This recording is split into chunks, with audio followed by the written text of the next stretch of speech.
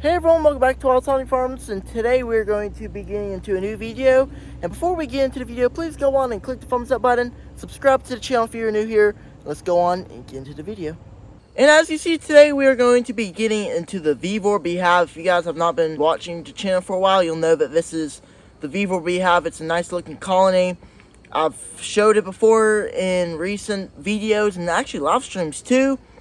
Today I want to use this colony for a demonstration of a video I kind of want to talk about, since it is October, the month where we're almost close. You know, we're getting into November, of course, as well. We're getting really on the brink of winter before we know it.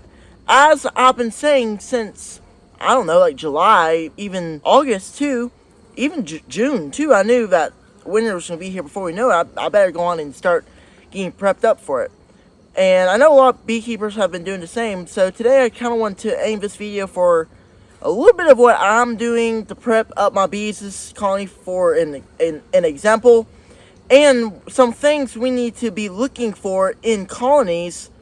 If you're a new beekeeper, what should we be looking for and how do we solve it?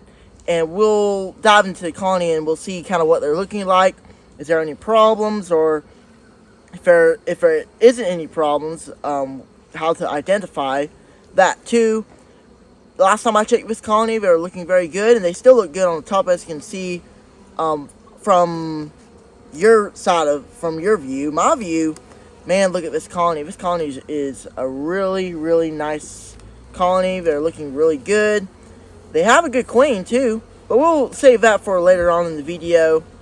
Now, a good sign I can feel this is a little bit more heavy, and from your side, I'm pretty sure that they're probably starting to draw this frame out from the last time I was here. And I was correct. They are starting to draw it out, not all the way, but that's a good sign that they are drawing this end frame out, because most times the end frame is pretty much the last frame that will get drawn out, and it may not even get drawn out a lot. That's what sometimes happens. Now we have probably about a good 6-7 frames in here full of bees, so it's a good looking colony. But if you guys haven't seen here before, we'll go on and get in here. We'll just kind of see what's going on. I haven't checked them for about a week or two, so I really don't know kind of exactly what they're looking like in recent days, what they're doing. Flip this frame up. Our first frame is looking pretty good. We have a lot of brood. We got brood on this side. Look there. Look at all that brood, larva. That's a beautiful frame of brood. We have a couple drones, drone cells on the top there that they want to raise drones, but that's a beautiful sheet of brood. And the ones that are not capped yet are soon going to be capped. It's unbelievable. Look at all that brood. And this side too, my side, is, man, full of brood. There's a lot of brood in this colony. We have a lot of bees here too. Lots of bees. Look at this frame. It's a lot of bees. Now, you might be wondering, how do you start getting your bees to lay brood? How do I get my queen stimulated? And that's the main thing I tell my viewers what I try to do.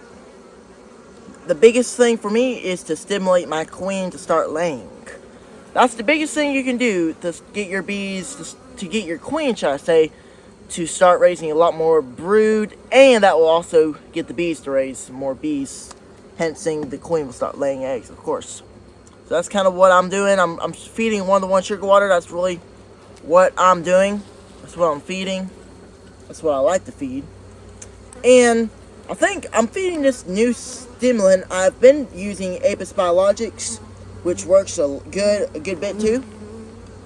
But I've also been using Bee Boosters, what it's called, Bee Booster. So it works really good, seems like too, because I've just started feeding it in 2 of my colonies I've checked. Man, the brood is just some good looking brood.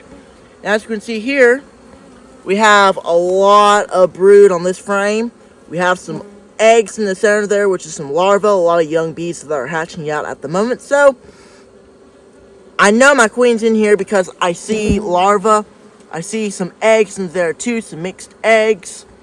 And I also see a lot of cat brood, and a lot of this brood that's on the side there is hatching as we speak. I see a couple of the cells that are kind of, there's some holes in there, should I say. It's kind of rigged, and that just means that they're about to hatch. And the middle part of this frame, that's where the queen, the queen laid in the middle first, and then she kind of worked her way to the outside. And the same on this side too. There's some eggs, larvae, and the same thing. So I'm not going to try to go there and waste some time. But as you can see, when I show the brood, we have a very, very healthy queen, and she is doing a good job. And all my queens right now are doing a really good job. They're really laying these frames up, really healthy colonies, and that's what we want right now. If you're a beekeeper, if you're a new beekeeper, if you're wondering what do I need to do, I'm gonna say this: just keep feeding and make sure you treat, and make sure to keep your colony healthy. That's what I'm trying to do. Last year I had a terrible year, and I know a lot of beekeepers last year had a terrible year, and I know a lot of young beekeepers who are new at keeping bees are probably gonna have some rough times ahead. Sometimes, it happens, losing colonies. Maybe a colony isn't healthy and you don't know it because you only have one colony. It happens all the time, and we'll talk. I've talked about that before, and I think most beekeepers know it. But that's just one thing whenever you're, a new beekeeper. But most people on my channel are just, beekeepers who have kept bees at least for a couple years at least. I might have a couple young beekeepers, but really, I've never really been the guy, should I say, to always do these, kind of how-tos, and this is not really fully a how-to. I really like to do motivational type stuff, trying to motivate people to start keeping bees, motivate people to keep going, and motivate people to hopefully give them tips, and if they can use them, great. If they can't, that's fine too. As you can see here, we have another frame of brood, so we have 1, 2, 3 frames of full brood here as well, so that's a really great frame of brood. I see drones too here as well, so two of my colonies I have drones right now, and the main reason why they're raising drones is because I'm feeding that brood booster, and it's a good product, and now I can actually say that it works for me because I had no idea what it was going to do. It works really good. Right when I started feeding it, every single colony just started booming. It's like unbelievable what they're doing. I'm not gonna be feeding it. I just got stung right there, but that's okay. It didn't get through my glove, should I say. But man, this colony's so healthy. They look really, really good. Keeping your colonies healthy is pretty much the biggest thing for me right now. Now let me kind of talk about what I'm doing, since I've kind of said a couple things that I would suggest for other beekeepers to do. Like I said earlier, main thing what you want to do, number 1, feed. Number 2, make sure your mite count is down. Number, I think 3 would be just keep your colony healthy overall. Just keep them healthy, keep them strong going in winters. Feed when you need to. Don't be scared to feed. Keep feeding when they need it. Especially in winter and even before winter, like I am now. It's not winter yet, but it's fall, but I'm still feeding heavy. I'm feeding 1 to 1 sugar water, even a little bit less too, because nectar isn't really that heavy either. But that's what I'm doing. Basically everything I told you that most people would say. I mean, it's basic stuff. I mean, I know there's a lot of treatment-free beekeepers who don't like to treat, but I treated this year. I used Apigard. As you can see, there's a little bit of remnants of Apigard in this colony.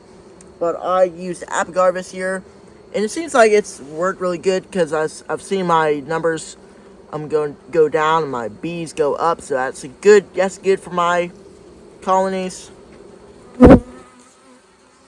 This frame looks like it has brood too, and it does. We got our queen right there, so we know our queen's right there, as you can see. Lovely queen. She looks good.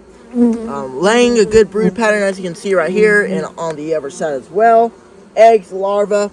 Look, this is right here. This colony will be ready for winter. I'm not stopping feeding yet. I'm not going to be saying, oh, even though they're this big, I'm going to go on and stop. I'm going to keep feeding. I'm going to keep grinding on all of the colonies until pretty much the cold snap comes in, and then I'll quit this type feeding. Maybe I'll probably quit my regular sugar water feed like a week before the cold kind of comes in, and then I'll kind of let them get acclimated. Then I'll start feeding just some in case type food, like candy boards, and when they need it, if they look like they need it. If they need it, I'll put some on. If you're wondering, candy boards down in Alabama, because I'm down here in South Alabama, why do I do that? It's pretty much the same thing as a sugar brick. It's just a board. It's on a board, so it's really nothing different. Nothing different at all. It's just a board. We have all these bees here too. We are done here. Hope you guys enjoyed. Please go on and click the thumbs up button, and we'll catch you guys on the next beekeeping video. Thank you all for checking in.